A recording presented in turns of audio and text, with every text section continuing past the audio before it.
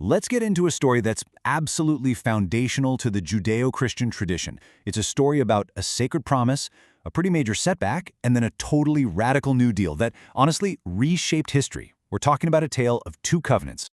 So the story kicks off with this incredibly powerful promise. After a long, hard journey, the people of Israel are on the brink of receiving their promised homeland.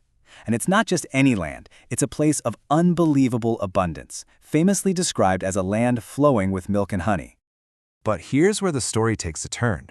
Fast forward a few centuries, and the book of Hebrews looks back on that original promise and basically declares it broken. The people, it says, just didn't hold up their end of the bargain.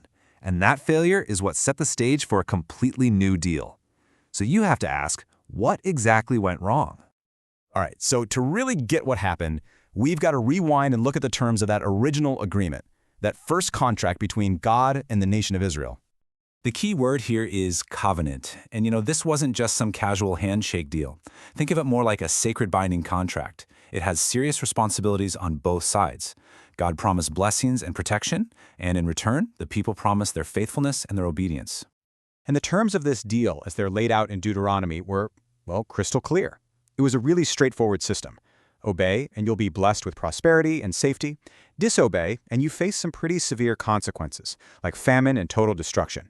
The stakes were incredibly high. So how did this high-stakes deal actually play out? Well, according to the texts, it led to this tragic and honestly predictable repeating cycle. As you can see here, the Old Testament describes this recurring four-step pattern over and over again. First, God gives the law. Second, the people rebel against it.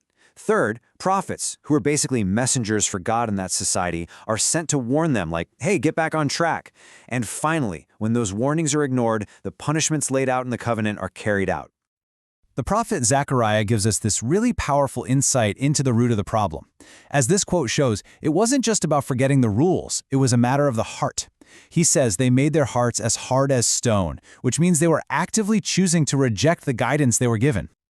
And this quote from the prophet Ezekiel, man, it really drives home the consequences. The destruction of their home, their exile, these weren't just random, unfortunate events. They were seen as the direct result of breaking the covenant. The core problem was staring them right in the face. The people just seemed incapable of keeping their promises. So this whole cycle of failure is what sets the stage for a massive shift in the story. And that shift happens with the arrival of Jesus, who comes in and introduces a completely new way of thinking about a person's relationship with God. Take the Sabbath, for example. The mandated weekly day of rest. The old law in Deuteronomy demanded its strict observance. But Jesus comes along and reframes the whole thing. He says, the Sabbath was made for man, not man for the Sabbath. He's shifting the focus away from the rule itself and onto the well-being of people.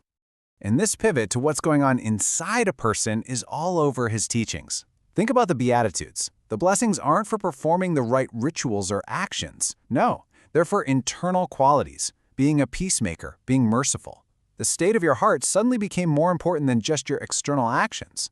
You can actually see echoes of this today in modern ethics, where someone's intention is often considered just as important as the act itself. And Jesus did not hold back when confronting the religious leaders of his day. This quote from Luke shows him just laying into them, accusing them of turning the law into this impossible burden, completely missing the whole point. He was, in a very real way, fundamentally challenging the entire old system. Okay, so if this old system of rules and regulations is being reinterpreted, even criticized, what's supposed to replace it? This is the key question, right? The one the early Christian writers really had to grapple with. If that first covenant failed because humans just couldn't follow the law perfectly, what could possibly make a new one work any better? And here it is. This is the crucial shift. The Apostle Paul, writing to the Romans, argues that the very foundation of the relationship has changed. It's no longer about earning God's favor by perfectly checking off a list of rules. The new covenant, he says, is based on faith, on a trust that creates a whole new kind of relationship with God. The key to this change, as it's explained in the book of Hebrews, is this idea of Jesus' once-for-all sacrifice. This was seen as the ultimate fulfillment of that old system of repeated animal sacrifices. It opened up a new, direct path to God that didn't depend on following those old laws to the letter. And this new deal didn't just change the terms of the contract, it radically, fundamentally changed who was invited to be a part of it. See, that first covenant was specifically with the nation of Israel. But the apostles began to argue that this new covenant was for everyone. In the book of Acts, you can see their genuine surprise when non-Jews, who are also known as Gentiles, start receiving the Holy Spirit. The circle was getting bigger, expanding to include all nations. And this quote from the book of Romans just sums it up perfectly.